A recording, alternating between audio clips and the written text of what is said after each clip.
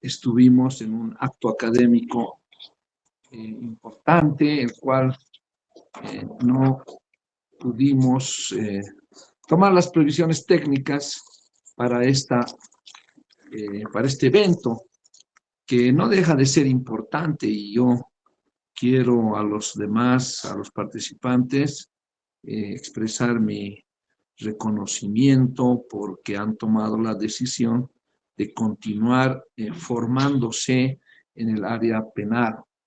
Y esto significa que tenemos esa posibilidad de compartir conocimientos en este tipo de eventos académicos.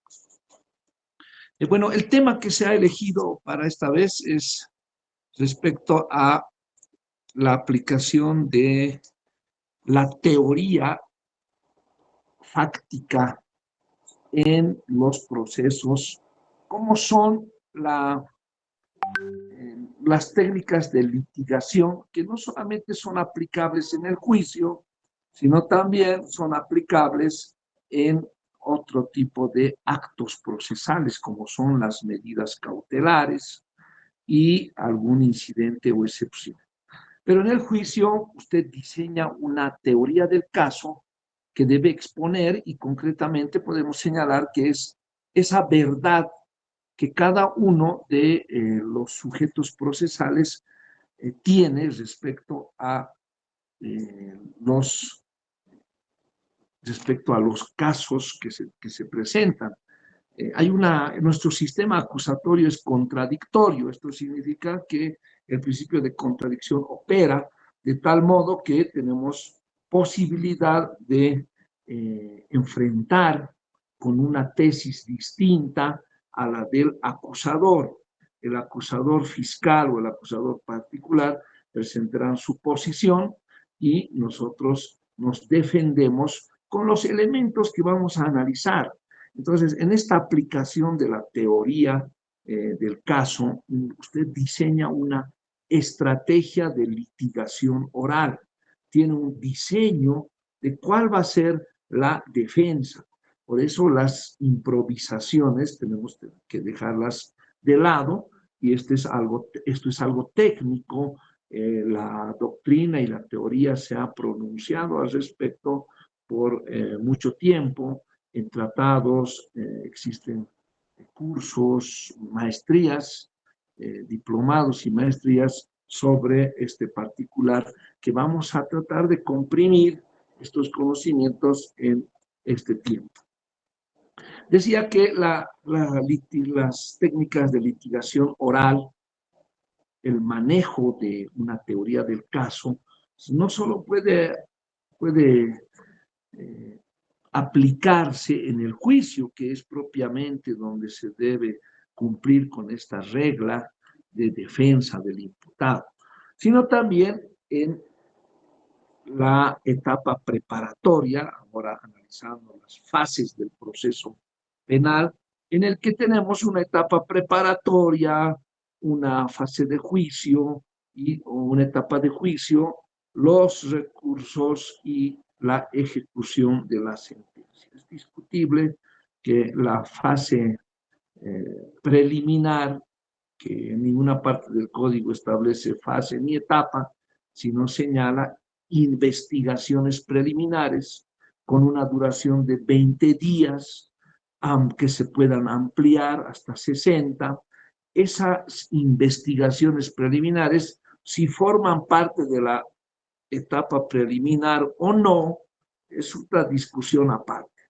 Algunos especialistas la toman como una fase, la fase preliminar, y el acto que marca el inicio de esta fase es la comunicación de inicio de investigaciones del fiscal al juez de control jurisdiccional. Entonces tomamos en cuenta como ese acto inicial para computar los 20 días de las investigaciones preliminares. Yo prefiero denominarlas así, ni fase ni etapa, sino tomar como unas investigaciones preliminares, tal como señala el Código de Procedimiento actual, modificado por la Ley 1173. ¿Y cuándo concluye estas investigaciones preliminares? Concluirán con la dictación de la imputación formal o el rechazo, el pronunciamiento del rechazo.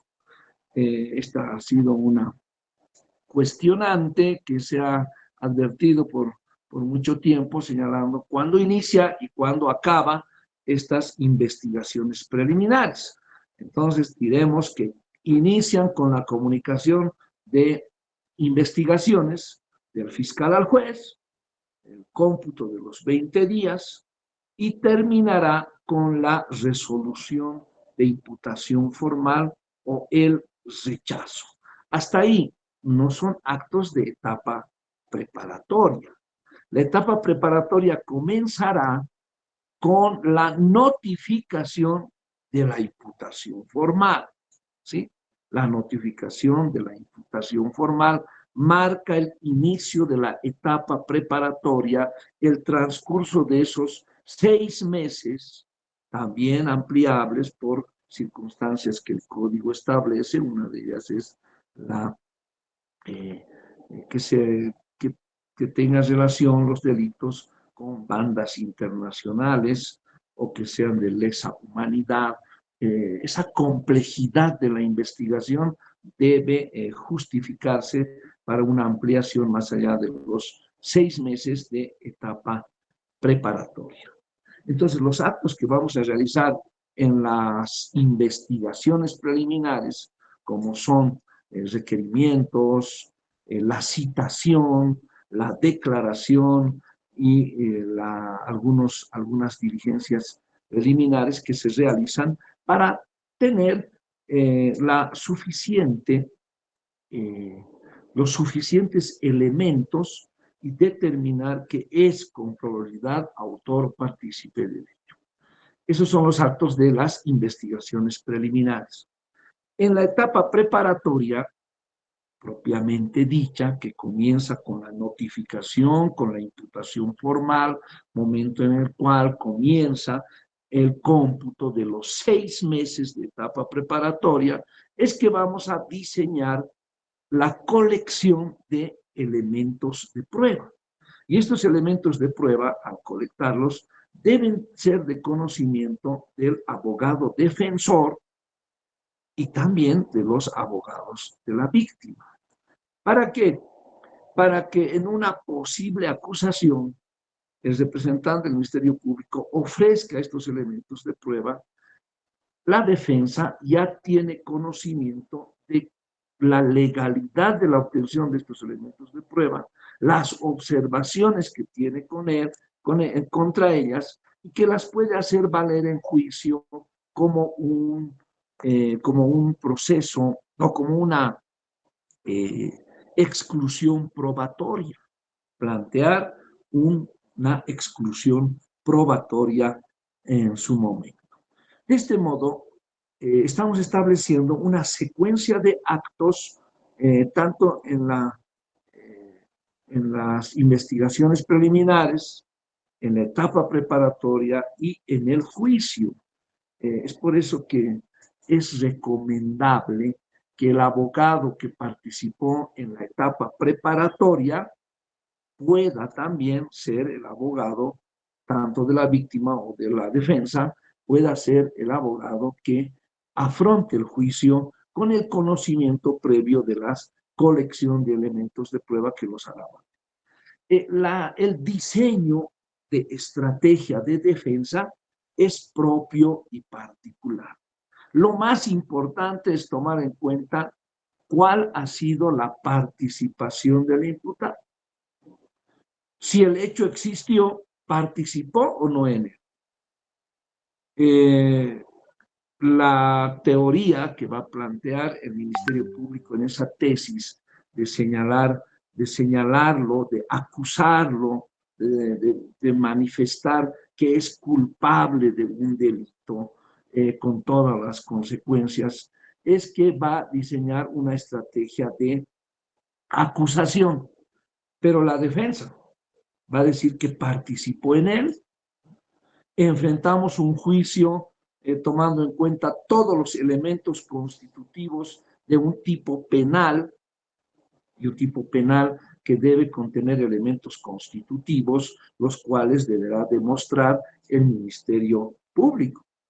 ¿Sí? Debe demostrar el Ministerio Público estos elementos de prueba, con elementos de prueba, elementos constitutivos del tipo penal. Si no se hace, si no se toma en cuenta esta situación, el abogado debe decidir, ¿participó o no en el hecho? ¿Cuáles son, de acuerdo a, a la a la autoría prevista en el artículo 20? ¿Es autor? ¿Es cómplice? ¿Cuál es lo que distingue a ser autor o cómplice? Existen delitos con penas abiertas. Participó en el hecho, pero la calificación del fiscal no se adecua a la realidad. ¿Sí? Puede ser un homicidio culposo y el Ministerio Público está acusado por el delito de asesinato. Una gran diferencia en cuanto a la pena y sanción. El fiscal dice 30 años sin derecho a indulto, la víctima y acusador particular 30 años sin derecho a indulto, y la defensa va a decir, participó en el hecho, sí, pero no concurre el elemento del dolo. Y vamos a demostrar con elementos de prueba que no concurre el dolo. Esos elementos de prueba colectados en la etapa preparatoria son útiles para el diseño de la estrategia de defensa. Cuando decía no a las improvisaciones, toda improvisación debe dejarse de lado. Esos clientes que dicen, doctor, hay una audiencia y hoy día es apertura de juicio, lectura nomás es, ¿sí? Antes era lectura, ahora es fundamentación oral del representante del Ministerio Público de la acusación y fundamentación oral de la acusación particular. Entonces dicen, doctora, ayúdeme esta audiencita, ¿cuánto me va a cobrar? Solo es apertura. Y no tenemos incidentes, excepciones de carácter sobreviniente que plantear, le pagaré 300 por audiencia. Entonces, estamos improvisando porque ese abogado a horas o a minutos de ingresar a una audiencia de juicio no conoce la imputación formal, el ofrecimiento de pruebas, cómo se obtuvieron esas pruebas, ¿no? ¿Qué se pretende demostrar? ¿Cuál es el carácter probatorio de cada una de ellas? Es más, el diseño de la teoría del caso es propio que se lo va cultivando a través del tiempo en la etapa preparatoria. Y ya para juicio no tiene una veracidad que podrá hacerla valer ante el juzgador. Entonces, desechar las improvisaciones. En este diseño de la teoría del caso y en la utilización de las técnicas de litigación oral, es que se debe aplicar tanto el procedimiento penal, ley vigente con sus modificaciones, la jurisprudencia constitucional, los autos supremos, jurisprudencia emanada del Tribunal Supremo de Justicia, a través de doctrina legal aplicable respecto a los tipos penales específicos, los cuales nos están acusando. Es decir, es toda una construcción a través del tiempo y con la ayuda de la ley, la doctrina, la jurisprudencia constitucional del Tribunal Supremo, doctrina legal aplicable para diseñar una estrategia de defensa. Les voy a comentar de un ejemplo en el cual estuvimos como abogados, todavía no les voy a decir por qué parte, en la que era un grave hecho de violación anal, vaginal, contra una menor de 9 años. Violación anal, vaginal, contra una menor de 9 años, y que la misma, en su declaración, señalaba al tío, ¿sí? Al esposo de su tía, en ese sentido. El hecho es grave, ¿no? Conmueve a todos. Se inician las investigaciones, se toman las declaraciones y inicialmente el sindicado del hecho se somete a las investigaciones y dice que él se encontraba trabajando, que el hecho habría ocurrido aproximadamente entre las 6 y las 6:30, 18 y 18:30.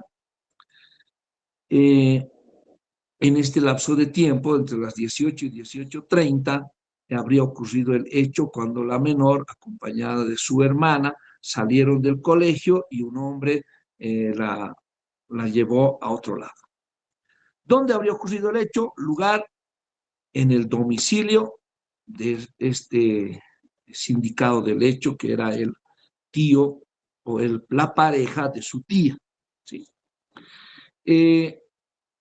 Quienes intervienen en el lugar, la casa estaba llena, había todos los familiares, entonces han sido ofrecidos como testigos. En su declaración, el diputado manifiesta que era un día hábil, estaba prestando funciones, trabajaba en la zona de San Jorge, y de San Jorge sale a las 18:30 de su trabajo y se dirige a recoger a su esposa a las 19 o a las 18:45, saca dinero de un cajero en la zona de Obrajes, ¿sí? La recoge a su esposa, como todos los días, y llegan a casa a horas 21.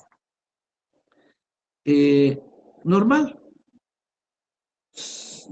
Llegan a la casa, los policías irrumpen a horas ante este grave hecho a las 2 de la mañana, toman su declaración, le toman muestras para establecer algún estudio de química sanguínea sobre fluidos del sindicado del hecho. Y en la etapa preparatoria, como sucede, existen errores que cuando estamos como abogados de la víctima, son graves esos errores que nos pueden llevar a una sentencia absolutoria. Y en este caso, se han realizado todas las diligencias, se han colectado, el certificado médico forense establece la existencia del hecho, violación vía anal y vía vaginal a una menor de 9 años, desgarro, actividad sexual reciente. El sindicado del hecho proporciona las muestras para realizar la prueba pericial de química sanguínea y se han realizado todos los elementos. De parte del imputado, ya imputado, se ha colectado, se ha dirigido con requerimiento fiscal al Banco Unión para que esa fecha, a horas 18:45, habría ingresado a un cajero automático del Banco Unión y el monto de dinero que se sacó, asimismo la captura de ese video de ingreso y donde se identifica que es su persona que ingresa al cajero. Las declaraciones testificales de sus compañeros de trabajo, señalando que trabajó todo el día, que se quedó en la oficina hasta las 18:30, sin moverse. La declaración de su esposa, que fue a recogerla. que además tenían un bebé que la dejaban en la casa donde supuestamente habría ocurrido este hecho de violación, y se encontraban las hermanas o las cuñadas en que habrían relatado todas las actividades que han realizado ese día. El hecho existió. ¿Y cuál es la...? Ahora les digo que me contrataron como abogado de la defensa, ¿sí? No me van a sindicar de abogado de violadores. En ese entonces sí, pero el hecho y las circunstancias, los elementos de prueba, el diseño de la teoría del caso era para determinar que sí existió la violación. Eso lo demuestra el certificado médico forense, las declaraciones, prueba pericial del certificado médico forense, pero no participó mi defendido, ¿sí? No participó en él. No podía estar en dos lugares al mismo tiempo. El hecho habría ocurrido en la avenida Periférica y mi defendido estaba en la zona de San Jorge. A esa hora, llegar de la Periférica a San Jorge en La Paz es casi imposible. No puede hacerlo en más de una hora, hora y media, ni por el puente Trillizos, ni por el cementerio. Es tan difícil de llegar, ni en helicóptero en ese tiempo. Mi defendido, además, además de la prueba testifical que señala que estaban con él esas horas, ese día, toda la tarde, trabajando hasta los 18:30, luego se dirige al cajero automático, luego va a recoger a su esposa, prueba. La prueba es importante para este diseño de la teoría del caso. Entonces hemos diseñado una teoría del caso de tal modo que vamos a demostrar que no participó en el hecho. Las muestras, la comparación de antígeno prostático o presencia de antígeno prostático en prendas de la víctima, en los hisopados realizados, sí dicen que es antígeno prostático, pero no corresponde a mi defendido. Esa prueba ha sido vital, más allá de las declaraciones testificales, el video del cajero, el informe del Banco Unión, el reporte del cajero automático, más la prueba del IDIF sobre química sanguínea y fluidos que establecen en la comparación que ese antígeno prostático que presentaba la víctima por las muestras que voluntariamente mi defendido ha aportado, no corresponden a él. Ahora, esto les digo a los clientes cuando vienen a decir, doctor, tengo acusación, ¿qué voy a hacer? Te van a notificar con 10 días para que presente pruebas de descargo. Y esas pruebas de descargo deben ser sobre el hecho, sí. Pero también esas pruebas pueden ser para demostrar la personalidad del acusado. Y en este caso demostramos la personalidad del acusado, hombre trabajador, fiel, casado con su esposa, con un bebé de 3 años y una bebé en brazos, lactante, más los compañeros de trabajo es trabajador, no bebe. Además que tenía, su hija mayor tenía 3 o 4 años y es del sexo femenino, ¿sí? Yo tengo mi hija, no puedo tener tendencia a ello, más el estudio psicológico que ha determinado que no tiene tendencia a la violencia o a realizar este tipo de actos. Un estudio social y todo ello configura una teoría del caso para demostrar que mi defendido no participó en el hecho. Es atroz, como les dije, ¿sí? el, el, el autor, el verdadero autor, estaría libre, queda impune. Un hecho que conmociona a la sociedad. Es por este tipo de casos que en ese tiempo estaba vigente el caso del señor Richard Choque Flores, y que el psicópata sexual, a quien todos los jueces de ejecución están en la cárcel, ¿sí? Con detención preventiva, 4 jueces de ejecución, 1 de instrucción, que habían beneficiado, un tribunal que habían beneficiado con detención domiciliaria para que cumpla condena por una enfermedad terminal. Entonces, la realidad del momento era contrario a este tipo de situaciones. Pese a ello, un tribunal justo, ¿qué creo? Dictó una sentencia absolutoria, en estricta aplicación de la ley, que señala que se debe dictar sentencia cuando exista prueba plena. Y en este caso no existía prueba plena, todos los elementos aportados para la judicializados e introducidos legalmente a juicio han demostrado que el defendido no participó en el hecho. Es una sentencia absoluta. Esa actividad del Ministerio Público como director funcional o la policía, los investigadores especializados en materia, de tomar otro tipo de no desviar la investigación, ¿sí? Porque no pueden desviar la investigación. Él debe existir elementos de prueba para determinar esta situación.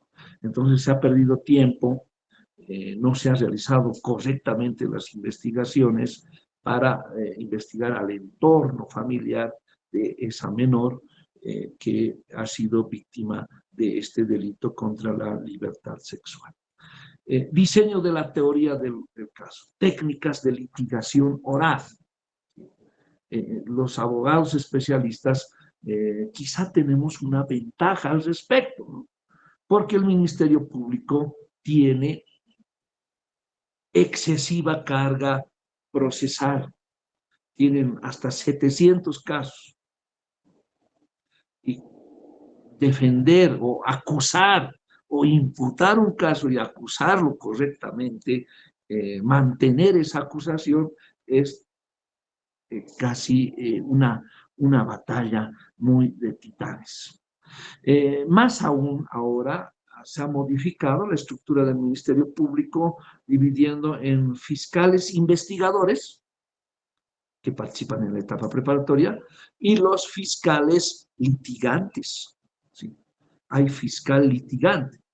Entonces, ese fiscal que ha investigado, que sabe cómo ha colectado las pruebas, que tiene conocimiento de los requerimientos emitidos, que ha recibido las declaraciones y tiene conocimiento de los informes del investigador, no va a participar en juicio. Es el fiscal litigante. ¿Cuántas veces hemos tomado conocimiento en juicio cuando el fiscal dice, recién me han asignado, señor juez, voy a fundamentar oralmente, pero no fundamentan oralmente, sino que dan lectura a la acusación, improvisando.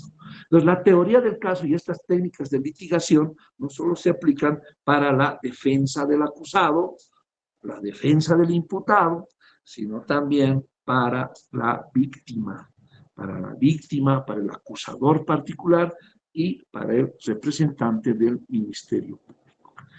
He preparado algunas presentaciones, no sé si estoy habilitado, los organizadores, puedo compartir pantalla, en las cuales vamos a hacer un resumen de lo que se ha pronunciado la teoría respecto a las técnicas de litigación.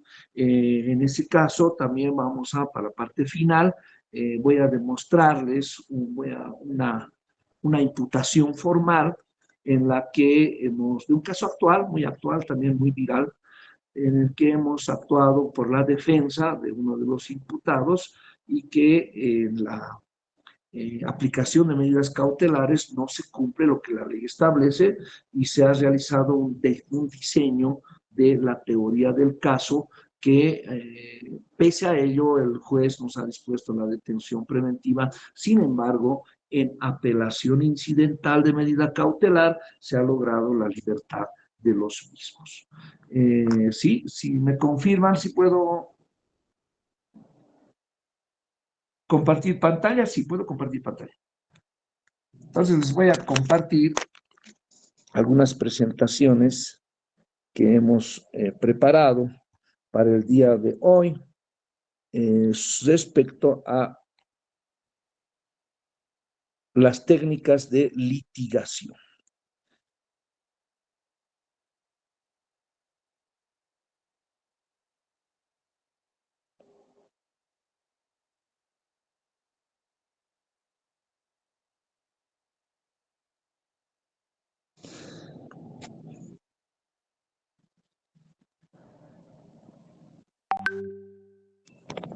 ¿Me avisan, por favor, si pueden observar?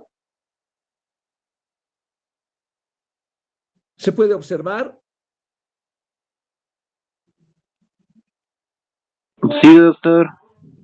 Bien, muchas gracias. Esta es la introducción. ¿Cuál es el objeto central de las técnicas de litigación?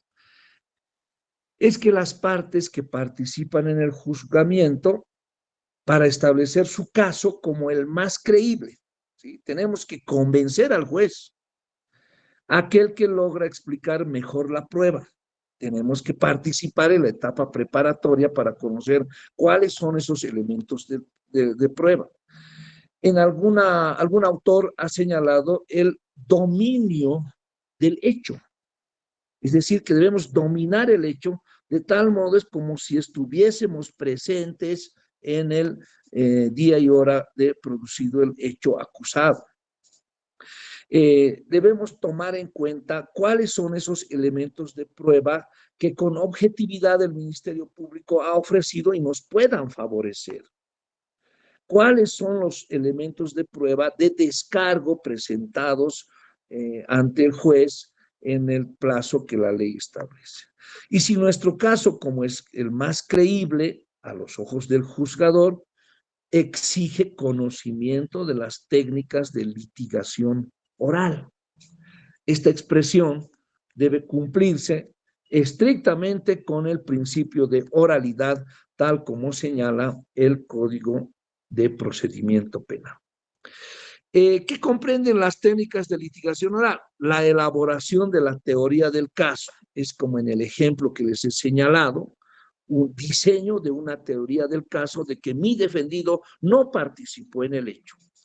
Saber cómo realizar un efectivo examen, un contraexamen, presentar la prueba material, saber objetar, ¿sí? Cuando se dice saber objetar, por ejemplo, van a presentar los testigos, son testigos de cargo, y las preguntas realizadas a los testigos pueden ser objetadas, ya saben, por las preguntas prohibidas. Entonces debemos saber objetar en qué momento y cuándo. Saber realizar un buen alegato de apertura. Es lo que hacen la mayoría de los acusadores, solo leen. Pero la modificación de la ley 1173 establece que deben ser alegatos de apertura. A ver, estos alegatos de apertura, como señala el procedimiento penal, como fundamentación de la acusación, debe ser en forma oral, fundamentación oral de la acusación. ¿Cómo podíamos señalar esto? Es como un prólogo de la obra. Es el prólogo, es un resumen, ¿sí? Es un tráiler de una película en el que nosotros vamos a señalar qué es lo que vamos a demostrar en juicio, qué es lo que debe demostrar el acusador, cuáles son esos elementos constitutivos del tipo penal y un buen alegato de clausura, ya incorporando los elementos de prueba, las objeciones, las respuestas obtenidas de testigos cuando se ha participado del interrogatorio y del contrainterrogatorio, así como la prueba pericial en lo que respecta a nuestra defensa. ¿Qué es la teoría del caso? Es la brújula del litigante, ¿sí? En el ejemplo que les he planteado, mi defendido no participó en el hecho, ¿sí? No participó en el hecho. Entonces, ese era mi norte, mi brújula, lo que yo debía seguir. La teoría del caso es el instrumento más importante para ordenar nuestro desempeño en el proceso penal. La teoría del caso se define como la estrategia, plan o visión que tiene cada parte sobre los hechos que va a valorar. Teoría del caso como visión estratégica. Acá señala que nuestra teoría del caso debe ser funcional a nuestras actuaciones dentro del juicio oral, ¿sí? Debemos ser estrategas, los abogados, tomar decisiones pertinentes dentro del proceso, advertir nuestras debilidades y las de la otra parte, ¿sí? Había una debilidad. Si yo he diseñado una teoría del caso convencido de la inocencia de mi defendido, que no participó en el hecho, había una debilidad de los resultados del IDIF sobre la comparación de antígeno prostático, ¿sí? En ese caso, si la comparación del antígeno prostático salía a favor, señala positivo, señalaba que le corresponde el antígeno prostático, todo lo demás se caía, ¿no? Esa era mi debilidad, pero el IDIF ha obrado de manera correcta en esta circunstancia. Debe ser sencilla, debemos tratarla como elementos claros, no debemos tratar de sorprender al juzgador, ¿no? Los jueces tienen experiencia en administrar justicia, los jueces aplican la psicología, la sana crítica y se dan cuenta cuando uno quiere sorprenderlos, ¿verdad? No podemos tratar de sorprender a un juez con experiencia respecto a una teoría del caso totalmente descabellada, ya que corremos el riesgo de que el mensaje no llegue correctamente, ¿sí? No es lo que nosotros pensamos. Debe ser además lógico, ¿sí? Debe ser lógico, la lógica debe aplicarse, se debe guardar coherencia lógica en cada proposición que maneje en consonancia con las normas aplicables. En este caso, existía una coherencia lógica comprendiendo las características de nuestra ciudad, de que si uno se encuentra en San Jorge y sale a las 18:30 de trabajar y el hecho habría ocurrido a la misma hora, puede haber un error de 15, de 20 minutos, pero trasladarse de San Jorge, Plaza Vicente, no, de la plaza, eh, ¿qué plaza está? De los puentes trillizos, del puente de las Américas, trasladarse hasta la zona de la periférica, es difícil a ese horario, hora pico, y no podría realizar. Entonces, esa posición era lógica. Además, para guardar coherencia lógica, 15 minutos después de salir del trabajo, pudo haber un error, pero 15 minutos después de salir del trabajo está sacando dinero de un cajero automático, demostrado, con video, con informe de su cuenta, que digita su PIN y que es esta persona. Coherencia lógica. Recoge a su esposa y llegan todos a la casa a horas 21. Coherencia lógica. Declaración de los compañeros de trabajo que ha trabajado con él, que marcan tarjeta. El marcado de tarjeta ha sido presentado como prueba. ¿sí? Coherencia lógica. Creíble, ¿sí? Acá también tiene relación con lo anterior, debe ser creíble, debe ser presentado como un acontecimiento real. La credibilidad se nota en el grado que se logre persuadir al juzgador. Con estos elementos hemos conducido a un juzgador que no conocía del caso, a un juzgador que no ha investigado el caso para garantizar su imparcialidad, a un juzgador que ha escuchado la fundamentación de la acusación y estaba aturdido, ¿sí? El juzgador es humano y al escuchar lo grave del hecho de una menor, 9 años, violación, él estaba aturdido, ¿verdad?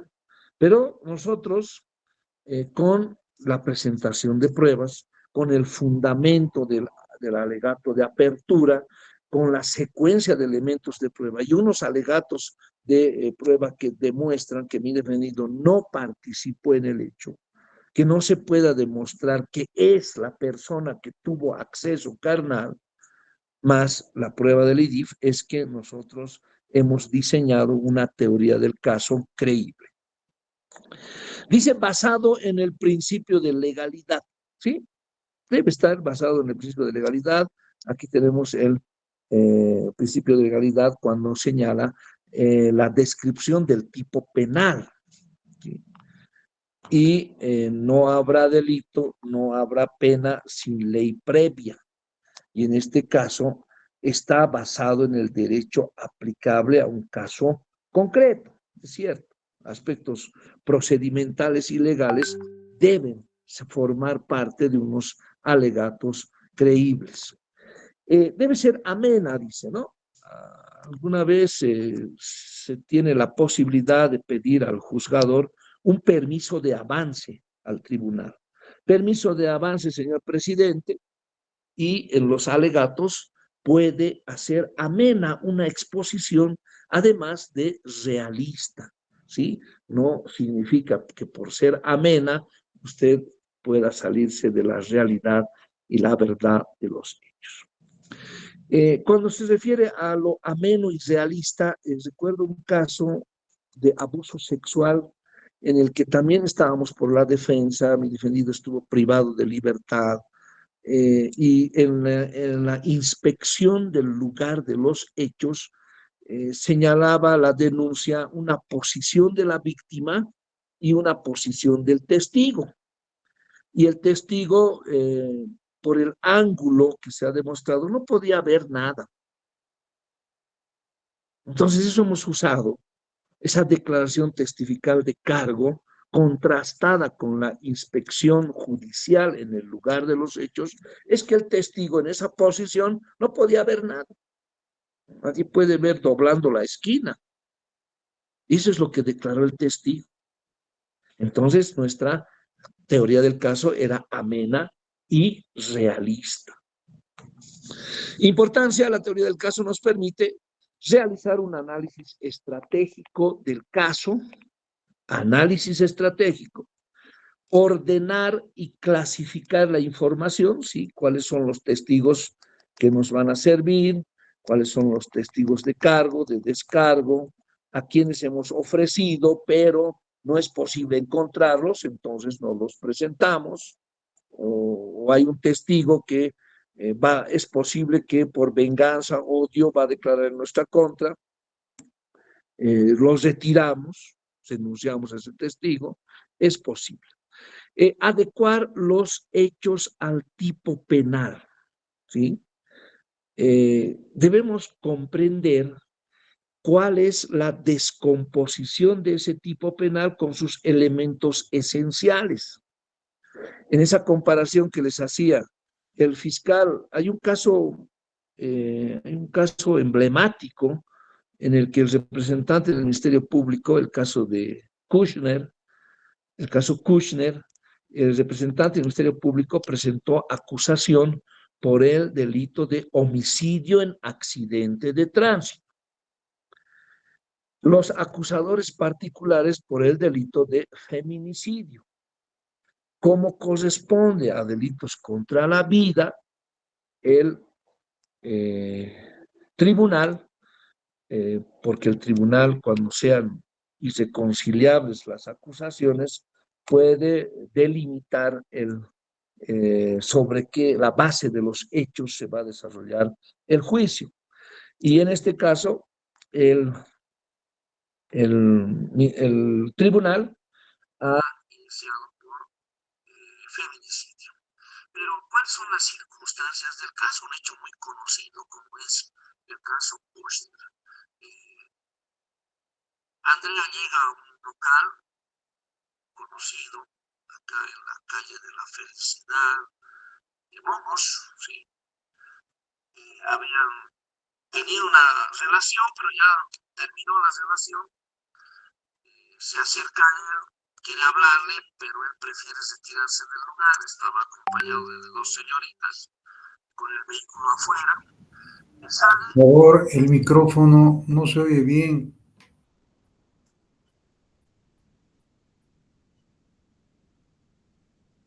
¿Y ahora sí me escuchan?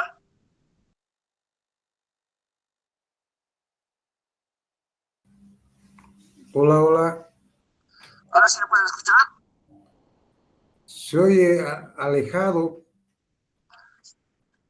Debe ser porque estoy compartiendo pantalla. ¿Ahora sí me pueden escuchar? Está bien.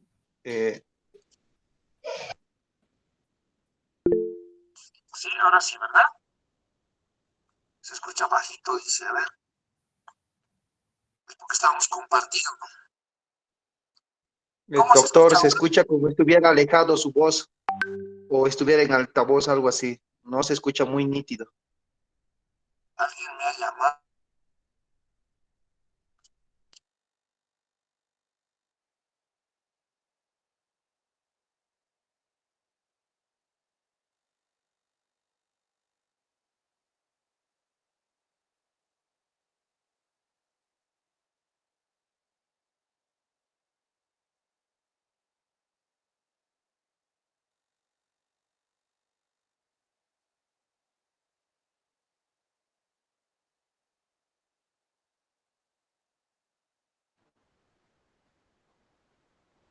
Tiene que salir y volver a entrar, estimado doctor.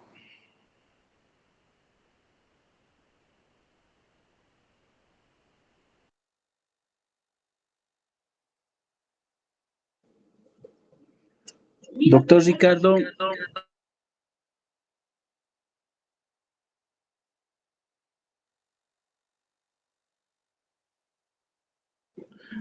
Aguardemos un momentito, por favor, mientras el doctor se vuelve a reconectar.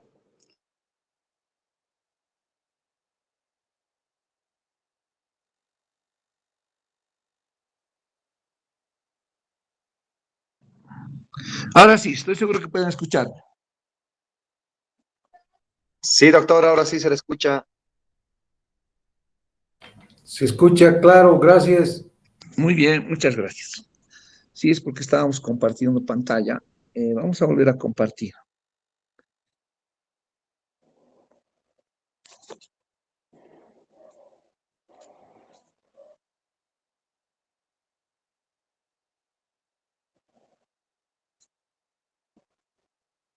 Puede volver a compartir la pantalla, doctor.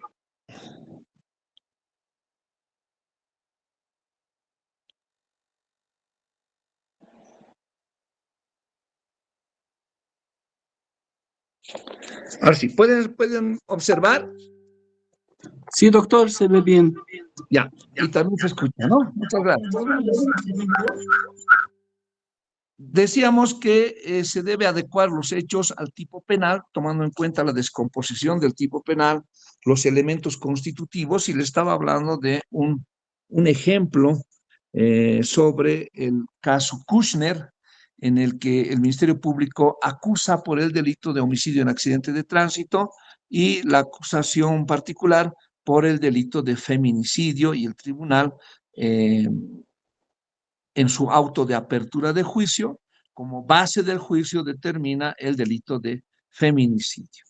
En los elementos que distinguen un delito de otro es precisamente su condición de mujer, de tener una relación análoga de afectividad y que la presencia del dolo, porque el homicidio en accidente de tránsito es un delito culposo.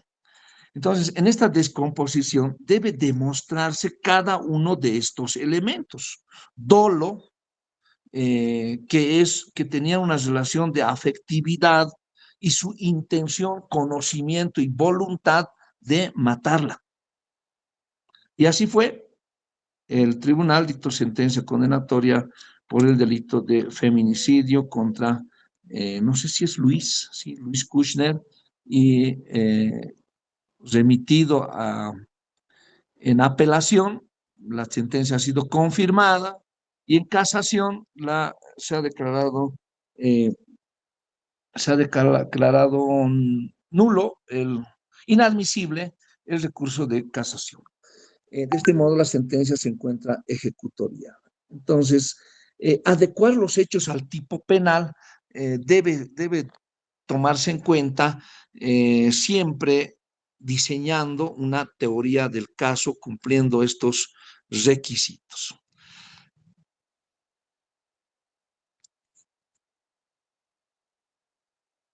Ahora sí, ¿me siguen escuchando? Sí, doctor, adelante, doctor. Sí, doctor. Seleccionar la evidencia relevante, ¿sí? Seleccionar la evidencia relevante. Hay medios de prueba como son, ya les había señalado, dos tipos de medios de prueba. Uno sobre el hecho, hablando de testigos, y otros que van a declarar sobre la personalidad. No han visto el hecho, pero van a aportar sobre la personalidad. Y lo mismo en prueba documental, ¿no? El certificado de antecedentes penales no tiene relación con el hecho.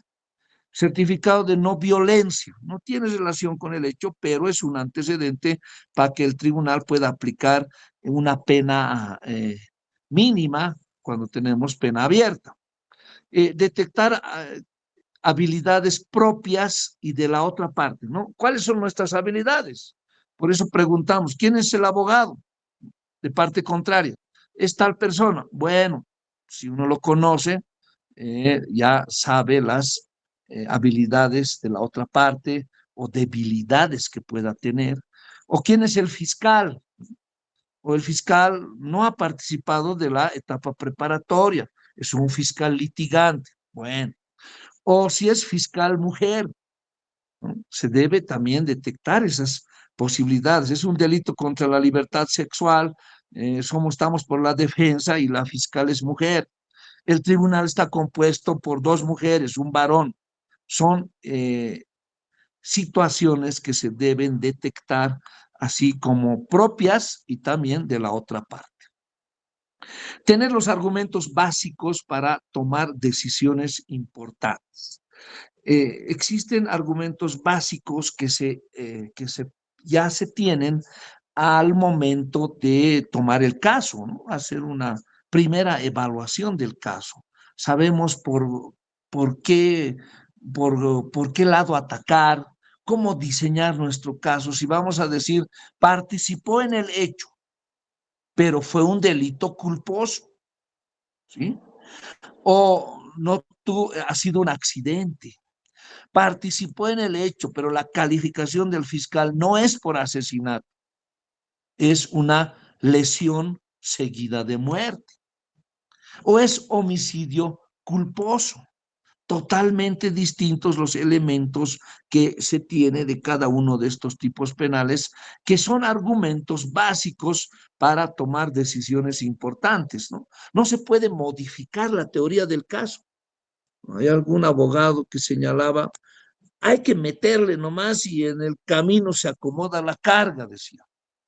No se puede modificar el diseño de una teoría del caso en el camino, en el juicio. No condice, no es coherente, congruente un alegato de apertura con un alegato de cierre que está totalmente contradictorio. ¿Cuáles son los componentes de la teoría del caso? Esto es importante porque el elemento fáctico se debe identificar de los hechos relevantes. ¿Cuáles son los hechos relevantes? Y sobre este particular les comento de un caso que tuve por el delito de violación, ¿sí? No me digan que defiendo a violadores, pero en este caso mi defendido estaba privado de libertad en Chonchocoro, y creo que lo he publicado en mis redes. Estuvo privado de libertad en Chonchocoro, acusado del delito de violación,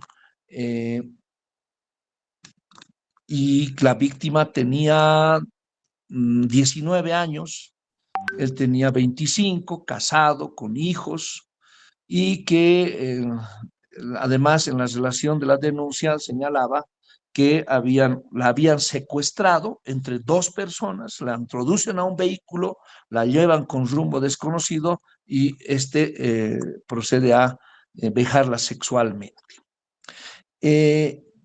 Pero después del hecho conocían su casa, se presentan a su casa con una turba, lo sacan, lo aprenden y lo meten a Chonchocoro con detención preventiva, porque conocían la casa, conocían su nombre.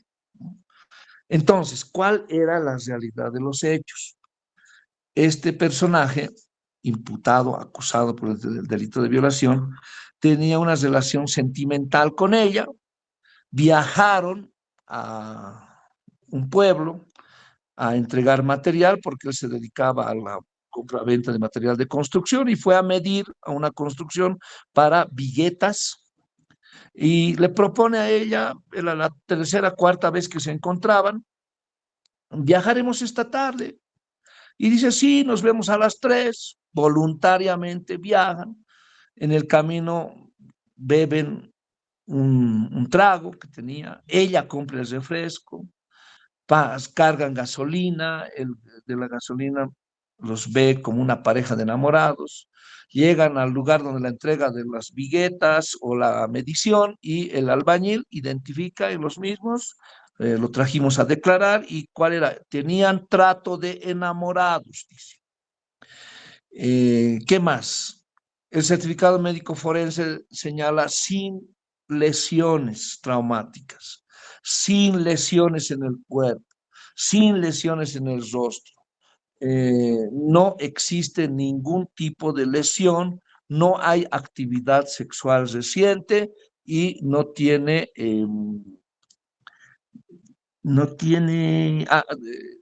días de impedimento. ¿Qué más? Han hecho un estudio psicológico en el que señala de parte, ofrecido como prueba extraordinaria, el que hemos solicitado al cansancio su exclusión, pero el tribunal ha introducido a juicio en el que señala que la víctima tendría alguna afección sobre su conducta y que se refiere al hecho con otra fecha, ¿sí? Otro año, otro mes. Entonces, esta prueba, este dictamen psicológico de parte, por un médico psicólogo particular, no coincidía con el hecho y por ello hemos hecho notar en nuestros alegatos al tribunal. ¿Cuál es el elemento constitutivo del delito previsto en el artículo 308, acusado en este caso? El acceso carnal, la introducción de lo que están pensando, donde están pensando, o partes del cuerpo u objetos, ¿sí? Pero además, si no todas las relaciones sexuales serían violación, debe concurrir un elemento esencial, ¿cuál es la falta de consentimiento? ¿Sí? Si hay consentimiento, no hay delito. Si no hay consentimiento, sí existe delito. Y en este caso, la pareja de enamorados, no hubo tal secuestro, no hay intervención de una tercera persona, de un segundo secuestrador. ¿Y cómo es posible que después del hecho sepan su nombre? ¿Qué secuestrador y violador da su nombre y la dirección de su domicilio? es porque, producto de la relación que mantenían, conocían los nombres, conocían sus domicilios. Alguna vez en las salidas que tenían, le había llevado en moto, en vehículo a su domicilio, y por eso conocían que era a cuadras de su domicilio. No pudieron demostrar ese elemento que es la falta de consentimiento. ¿Sí? Entonces, este proceso se ha dictado una sentencia absolutoria con este diseño del caso, en este caso fáctico, porque la identificación de los hechos relevantes cuando denuncia, y la víctima no quiso presentarse, no se presentó porque había dado un poder a su madre y era quien se presentó al juicio, y no pudieron demostrar su acusación particular. Entonces, ese análisis debe ser estratégico del caso, debe ordenarse, no, estamos acá, ¿verdad? Fáctico, decíamos, porque identificamos de los hechos relevantes, y un hecho relevante era ese que la propia denunciante había señalado que eran 2 secuestradores, es decir, ha mentido a su familia porque ha llegado un poco tarde. Jurídico, encuadramiento de los hechos en el tipo penal. Esto es muy importante. Debemos dominar no solo el hecho, sino la teoría del delito. La teoría del delito aplicada al tipo penal acusado. Y en este caso, falta de consentimiento. No hay falta de consentimiento, y aplicando además los principios de legalidad. Probatorio. Permite establecer cuáles son las pruebas pertinentes. Y la prueba testifical importantísima, la prueba estrella, fue la de ese albañil que ha declarado que tenían trato de enamorados, que bajó del vehículo, realizó las mediciones, se abrazaron y se fueron. ¿Sí? Eso es lo que ha ocurrido. Otra prueba, la certificación de la estación de servicio donde se toma gasolina y no se señala una normalidad total, obtenida con imágenes del CISA, donde se demuestra que mi defendido, que la víctima no estaba secuestrada para ser violada y trasladada a otro lugar, ¿sí? Eran trato de enamorados. Probatorio permite establecer cuáles son las pruebas pertinentes. En este caso, esa prueba testifical ha sido vital para lograr una sentencia absolutoria, así como la fundamentación de alegatos respecto a ese estudio psicológico, y que finalmente la víctima ha rehusado, siendo mayor de edad, ha rehusado concurrir a juicio, prestar su declaración. ¿Qué diferente hubiese sido si la víctima tenía 17 años? ¿Sí? Tiene 17 años, así haya consentimiento, esta es la diferencia entre violación y estupro, así haya consentimiento, así como en un caso que tuve, así ella haya provocado el acceso carnal, ella haya sugerido hacer el amor, ella haya pagado el alojamiento, es delito. Entonces, el consentimiento que se pueda alegar cuando la edad de la víctima es mayor de 14 y menor de 18, pues constituye delito, así haya consentimiento. Totalmente distinto en el caso que les señalado como ejemplo del caso de violación con un privado de libertad en Chonchocoro, y dictada la sentencia, se dispuso su inmediata libertad. ¿Cuándo se construye? ¿Sí? ¿Desde qué momento? Desde el momento que tenemos conocimiento de los hechos. ¿Sí? Muchos vienen a la oficina y dicen, doctor, tengo la acusación y pruebas, les dije. Todavía no nos han notificado. Bien, estamos a tiempo. ¿Y cómo han colectado las pruebas? ¿Qué pruebas han colectado? No sé, mi abogado. Bueno, ¿no? Ahí estamos. Tenemos que estudiar todo el cuaderno de investigaciones, los informes, los requerimientos solicitados para diseñar la teoría del caso. Se plantea como hipótesis de lo que pudo haber ocurrido, ¿sí? Tenemos una hipótesis de lo que pudo haber ocurrido. Esta hipótesis debe estar sujeta a comprobación durante la investigación, ¿sí? No estamos hablando del juicio, sino durante la investigación. La hipótesis se convierte en teoría al finalizar la investigación. Construcción de la teoría del caso. El conocimiento íntegro del caso como presupuesto básico indispensable. Ya lo habíamos señalado, el dominio del hecho, conocimiento íntegro del caso para no estar preguntando a tu cliente cómo era, dónde era. A veces el abogado le pregunta a su cliente mientras está realizando sus alegatos de apertura o de cierre.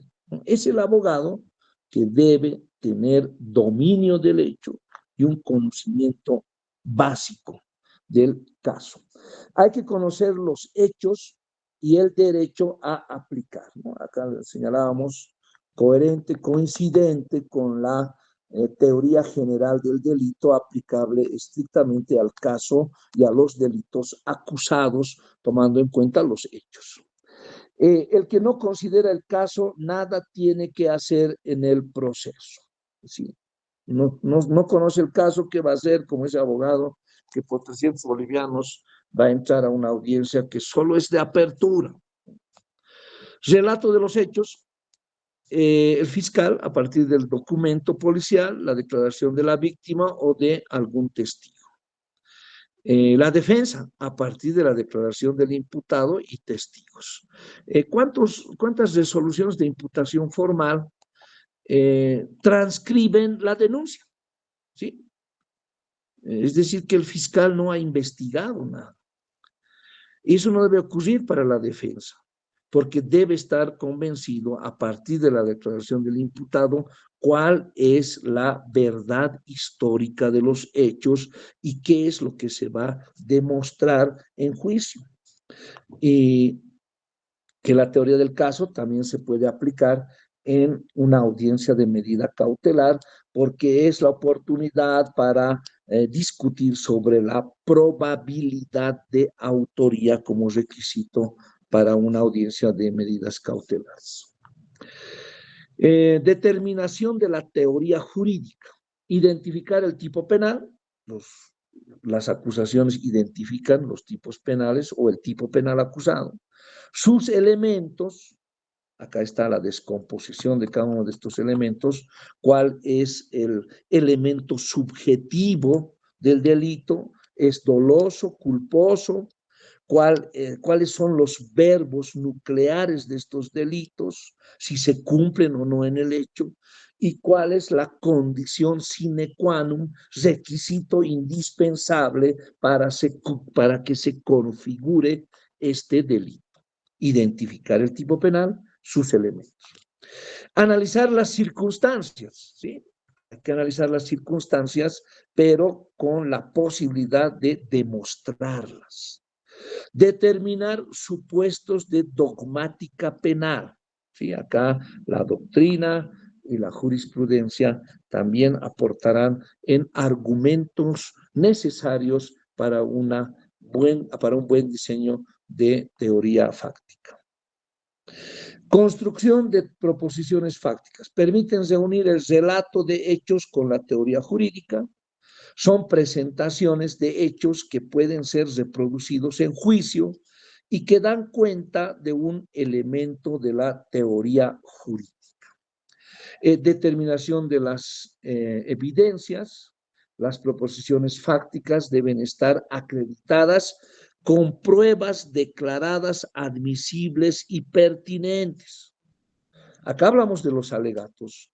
Cuando en los alegatos finales se va a señalar que su defendido no estaba en el lugar de los hechos y para trasladarse de acuerdo a la declaración testifical, la prueba documental, el estudio, el desdoblamiento del video enviado por el Banco Unión, se puede demostrar de manera fáctica que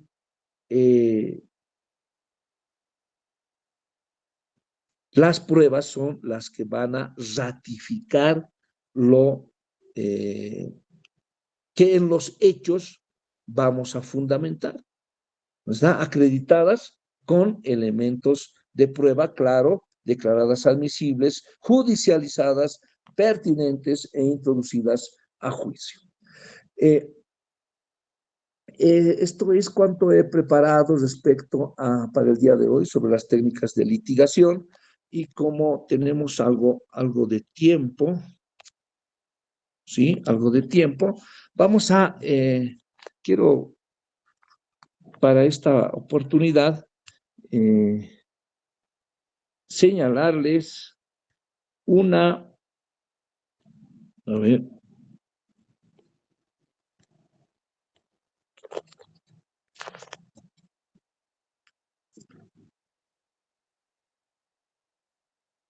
ahora sí, que para esta oportunidad quiero un hecho, es un caso, eso hemos señalado también en la oferta para este curso.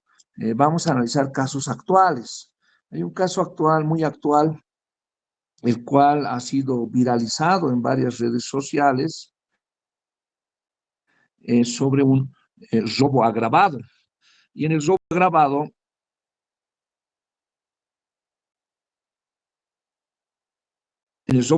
se puede observar en las imágenes, porque han sido obtenidas por cámaras, se puede observar un vehículo de color negro con 4 ocupantes, y el ocupante que está al lado del conductor extiende la mano y jala un celular, ¿sí? Roba un celular, porque es con violencia. Y se dan a la fuga en el mismo vehículo. La víctima corre tras el vehículo, se introducen por una calle, no sé si era en la zona de Obrajes, y estaba bloqueada por un camión de Coca-Cola, y él mismo, al estar bloqueado, no pueden avanzar, giran en U, y es alcanzado por la víctima, que con gritos, junto a otras personas, albañiles, transeúntes, vecinos, es que casi los linchan a los 4. Seguramente han observado, ¿verdad? ¿Sí? ¿Alguien puede señalar si han observado?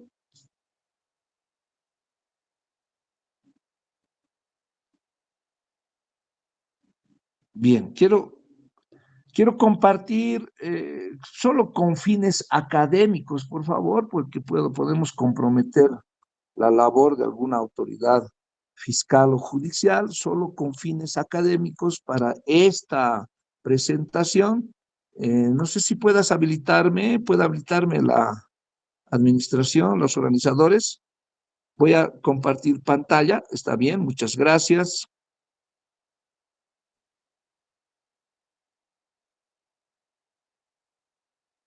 Voy a compartir pantalla.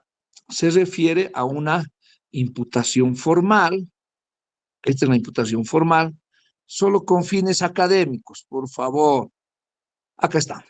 ¿Cuál es la relación fáctica de los hechos del representante del Ministerio Público en una imputación formal para la audiencia de medidas cautelares? Dice, del informe de intervención policial preventiva de acción directa realizada por su teniente funcionarios del Centro Especial de Investigaciones, tras tomar conocimiento de la denuncia pública mediante redes sociales, miren, o sea, la denuncia es pública por redes sociales, en la que se observa un vehículo de color negro, del cual sustraen el equipo celular de una señorita que transitaba por la calzada de la zona de Alto Obrajes, y se dan a la fuga. Realizaron labores de inteligencia desde el momento del hecho, de manera continua, y el 20 de noviembre de 2023, reciente, aproximadamente a las 16:30, lograron identificar el vehículo negro, marca Chevrolet, modelo Onix, con placa, el mismo que fue utilizado para cometer el delito. En ese sentido, que el vehículo fue entregado de manera voluntaria por la señora Carmen Grace Paz Clavijo, hermana, en la que también se identifica al señor Erlan Enrique Paz Guzmán, quien se encontraría conduciendo a la mencionada movilidad el 16 de noviembre, cuando se cometió el hecho, procediendo de manera inmediata a su aprehensión. De la entrevista que brindó ante los funcionarios policiales, el señor Hernán Enrique Paz Guzmán identifica a los 3 ocupantes de sexo masculino. ¿Quiénes eran? Nain Jesús, Juan Andrés y Rodrigo, quienes se encontraban en el interior del vehículo cuando se suscitó el hecho, por lo que de manera inmediata se procedió a dar con el paradero de los mismos, procediendo a su arresto, a horas 18:30 aproximadamente, del señor, para posteriormente ser conducidos a dependencias de la Fuerza Especial de Lucha contra la Corrupción Zona Sur. ¿Qué ocurrió en el hecho? En este hecho han sido aprehendidos y presentados públicamente por el ministro de Gobierno ante las cámaras por graves delitos. ¿Cuáles son los delitos? Aquí hay una fundamentación de los hechos y dice normas aplicables, dice imputa formalmente en contra de estas personas por los delitos de robo agravado, asociación delictuosa y lesiones graves y leves, dice, ¿no? Eran lesiones leves porque tenía 4 días de impedimento la víctima. ¿Y qué dice de riesgos procesales? Dice, existen riesgos de fuga, en el numeral 7, constituyen un peligro efectivo para la sociedad, para la víctima, y dice que concurre el numeral 2 del 235, que el imputado amenace o influya negativamente sobre los partícipes, víctimas, testigos, peritos, objeto de que informen falsamente o se comporten de manera reticente, ¿sí? Tiene conformidad el proceso y ¿qué pide? La detención preventiva en contra de estas personas por el plazo de 6 meses. Esa es la imputación formal. Y en la imputación formal se puede advertir que se tiene elementos,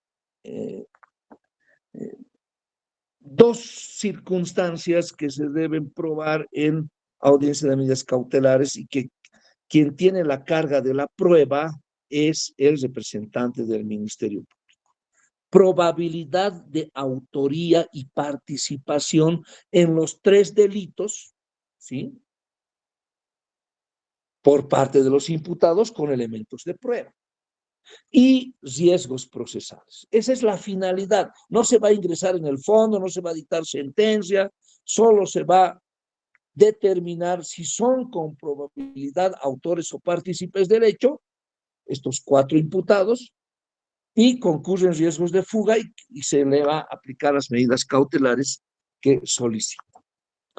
En esta labor de lo que hoy nos compete diseñar una estrategia de defensa para el imputado, es que se debe analizar los 3 tipos penales, ¿no? Hemos tomado conocimiento de una imputación que es sobre los tipos penales de robo agravado, ¿sí? Lesiones y asociación delictuosa. ¿Cuáles son los elementos de prueba que van a demostrar cada uno de estos elementos que determinen probabilidad de autoría y participación para los imputados? Hablando sobre el robo agravado. Hay una distinción entre robo y robo agravado cuando se realice el desapoderamiento del bien inmueble o la apropiación del bien mueble ajeno con más de 2 personas, ¿sí? En este caso eran 4. Pero no demuestra esta situación el representante del Ministerio Público ni fundamenta al respecto por qué es robo agravado. Han utilizado llaves, han escalado paredes, se encontraban cubiertos el rostro, ¿no? En el momento del robo se ve que una mano sale del vehículo, sí, pero los 4, el conductor, el acompañante y las 2 personas de atrás, los 4 con su mano derecha, mientras uno conducía, han robado. No se determina esta circunstancia importante para la probabilidad de autoría o participación. Lesiones graves y leves, dice. Son lesiones leves porque las lesiones graves son más de 14 días y en este caso eran 4 días de impedimento. Esos 4 días de impedimento configuran el tipo penal de lesiones leves. ¿Cuál de los 4 ha lesionado? ¿El conductor, el copiloto, las 2 personas de atrás? Y ahora la ley 1173 ha modificado el artículo 302 cuando señala como requisitos de una imputación formal que el representante del Ministerio Público debe demostrar modo, tiempo y lugar, ¿sí? La demostración de modo, tiempo y lugar. Y en este caso no hubo demostración de modo, tiempo y lugar, ¿sí?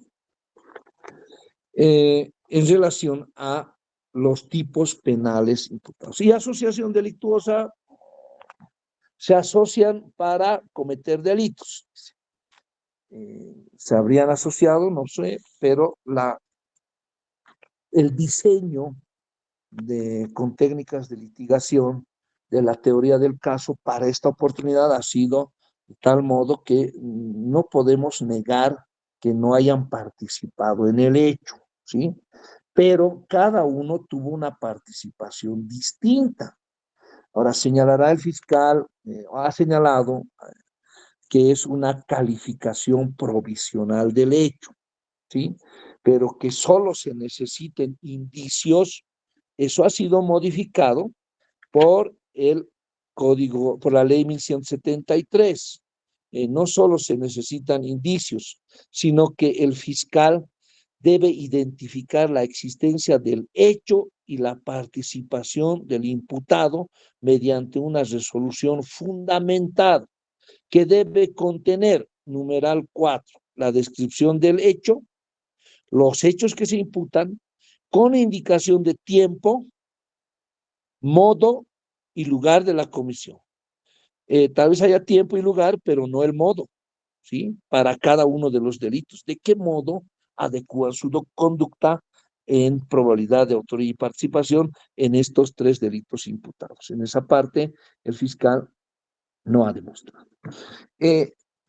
Ahora, como el Ministerio Público tiene la carga de la prueba, está prohibido actualmente por la ley 1173 y ha modificado la ley 1173 el artículo 235 cuando en su parte final señala, ¿no? 235. No se podrá fundar, ahí dice, ¿no? Artículo 235 modificado por la ley 1173, el peligro de obstaculización no se podrá fundar en meras presunciones abstractas, sino que deberá surgir de la información precisa y circunstanciada que el fiscal o querellante aporten en la audiencia y den razonabilidad suficiente de que el imputado obstaculizará la averiguación de la verdad. Para el artículo 234, para la fuga, ¿qué dice?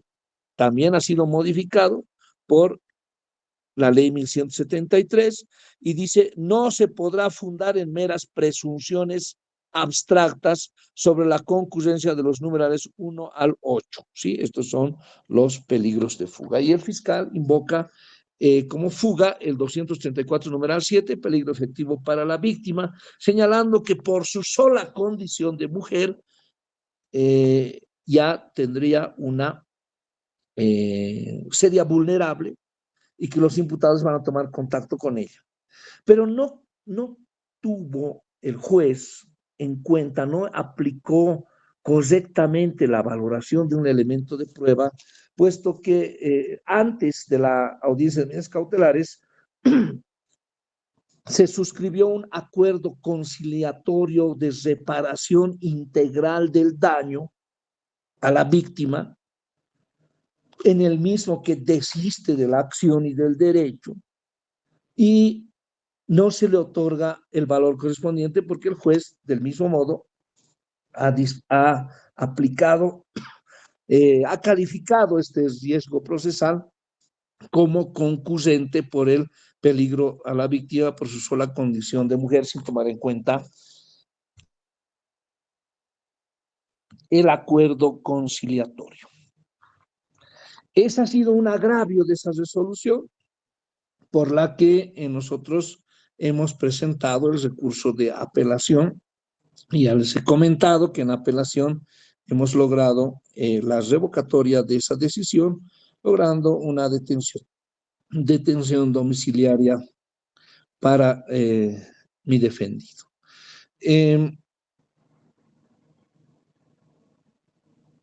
Vamos a mostrarles también, solo con fines académicos, voy a solicitar que no se comparta. Tengo la resolución de ese caso, porque es un caso práctico. Este caso, la resolución emitida por el juez, y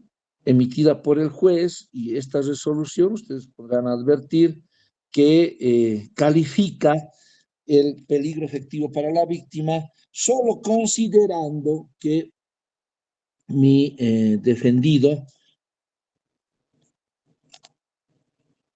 tenga,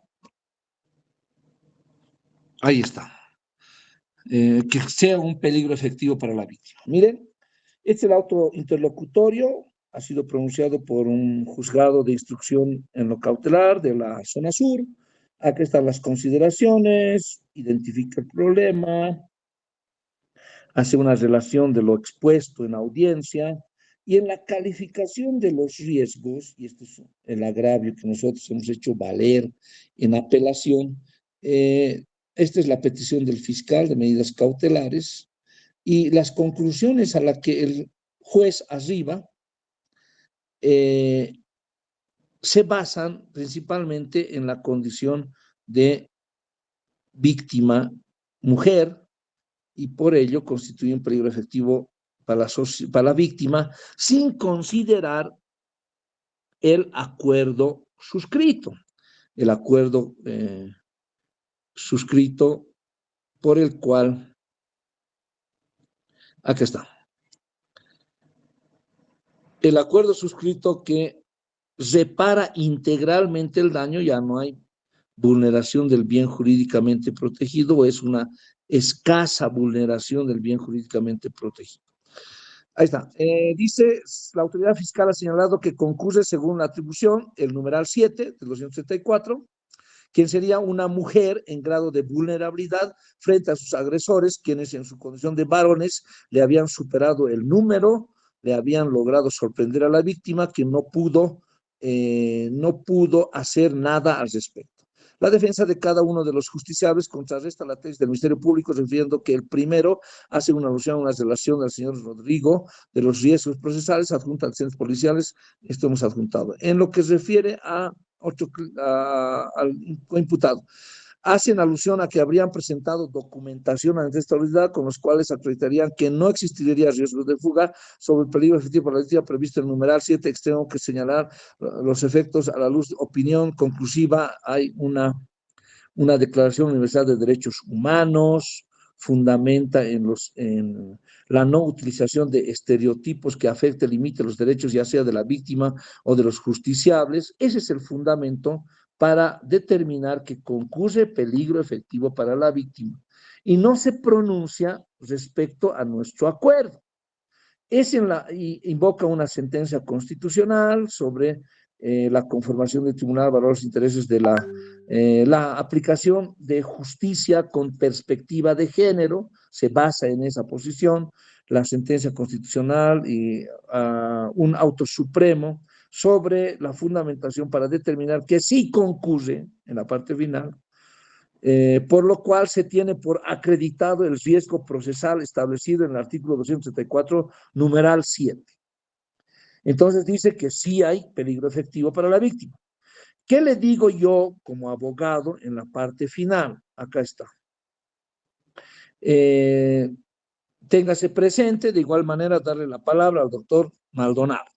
Ricardo Maldonado, abogado del imputado. Gracias, señor juez. Vamos a solicitar la aplicación del artículo 125 del Código de Procedimiento Penal, solicitando la complementación y, en su caso, enmienda de la decisión que acaba de adoptar su autoridad junto a la fundamentación oral por la defensa de desvirtuar el numeral 7.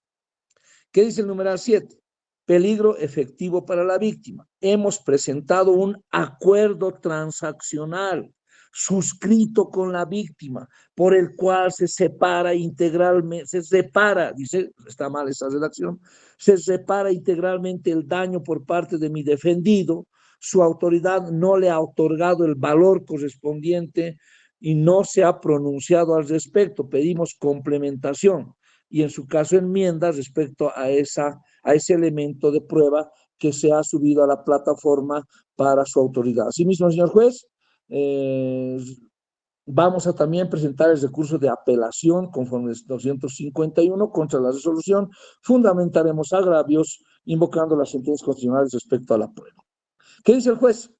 Procedimiento de defensa manifiesta los hechos tenebrados y dice que ese acuerdo puede servir para una salida alternativa y no así para desvirtuar el peligro efectivo para la víctima, ¿sí?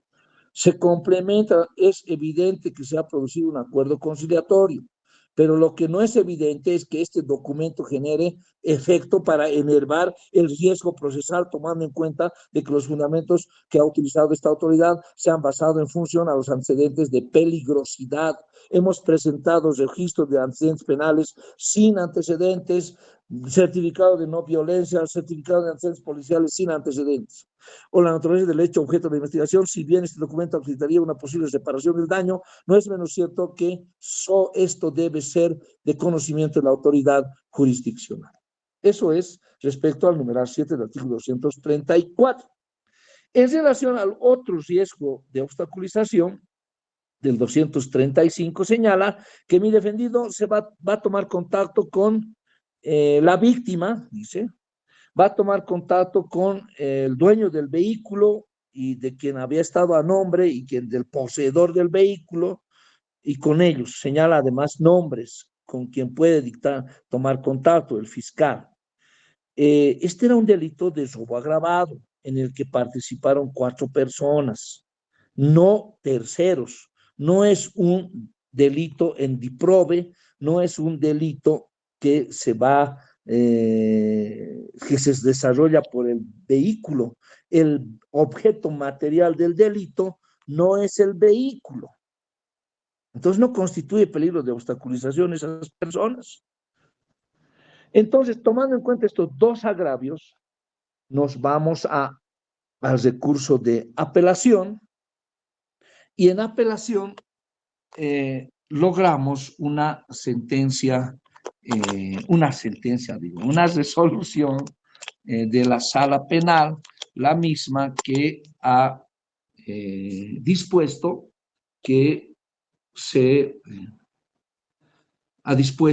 en resolución la revocatoria de esta resolución por haberse demostrado los agravios, que no condice la fundamentación del Ministerio Público y no hay una congruencia en la resolución, y hemos obtenido la libertad.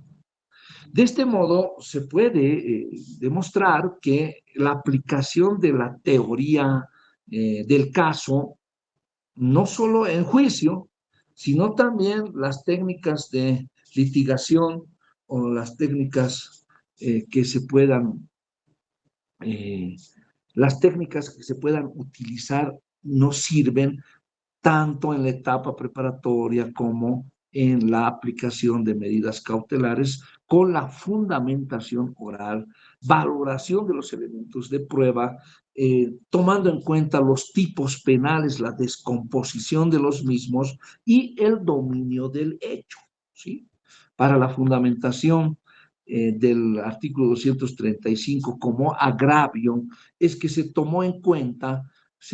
tomado en cuenta específicamente la participación de otras personas, ¿sí?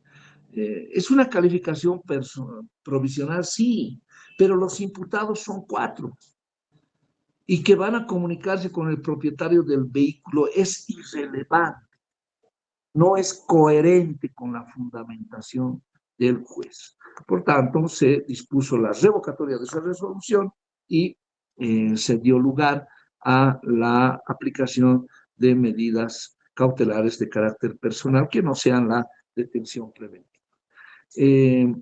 Con esto hemos concluido la exposición de manera práctica, siempre brindándoles casos reales, actuales y prácticos para determinar esto, una conjunción con la temática diseñada para el día de hoy. Mañana vamos a continuar con lo que es las técnicas de litigación oral en juicio. Si alguien tiene hasta acá alguna pregunta, consulta, participación, observación, estoy presto a absolver.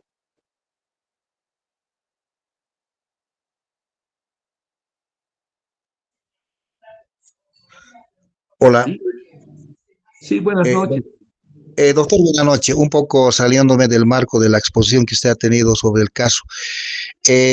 Respecto a la revictimización, en los casos prácticos o en el Ministerio Público, por el tema de la revictimización, están omitiendo ciertos actos investigativos, especialmente las inspecciones oculares, siendo este acto procesal investigativo de gran importancia para esclarecer los hechos.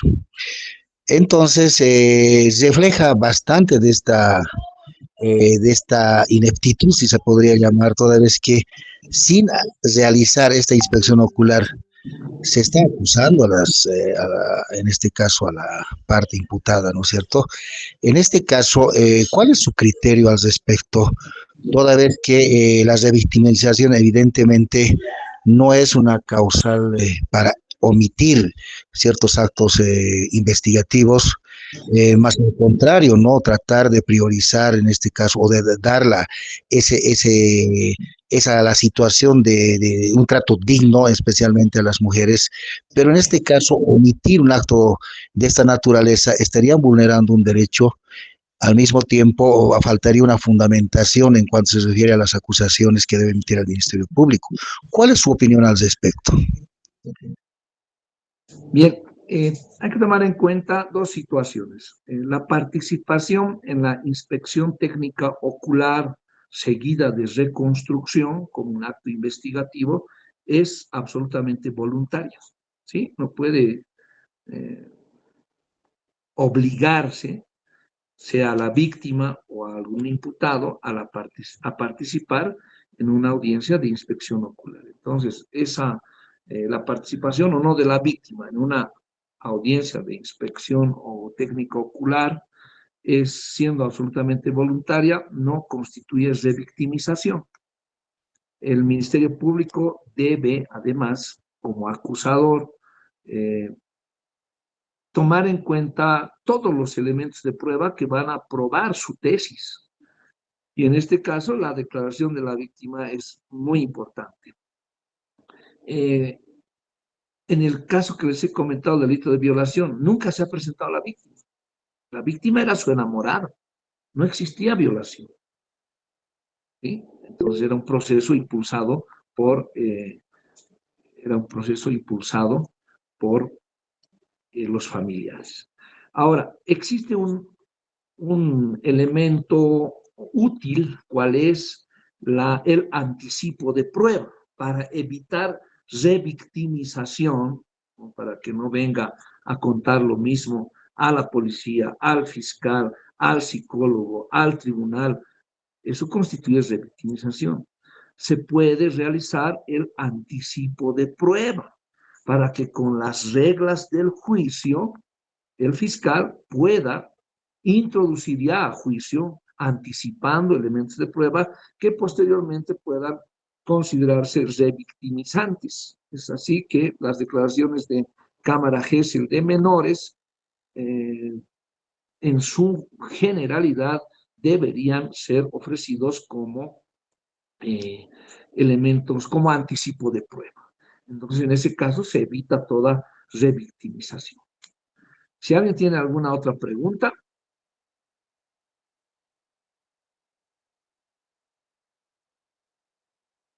Bien, entonces con esto hemos concluido la jornada de hoy. Mañana, por favor, los espero a horas 19:30 para analizar las técnicas de verificación oral en el juicio. Muchas gracias. Buenas noches. Muchas gracias, doctor Maldonado. Mañana el mismo horario, por favor. Y indicarles de que en un próximo curso que tenemos preparado es el procedimiento penal en la etapa preliminar y preparatoria, actos investigativos forenses del equipo multidisciplinario de la Fiscalía. Si alguien quiere inscribirse a este curso, nos mandan su mensajito, por favor, a nuestros números. Muchas gracias. Buenas noches a todos.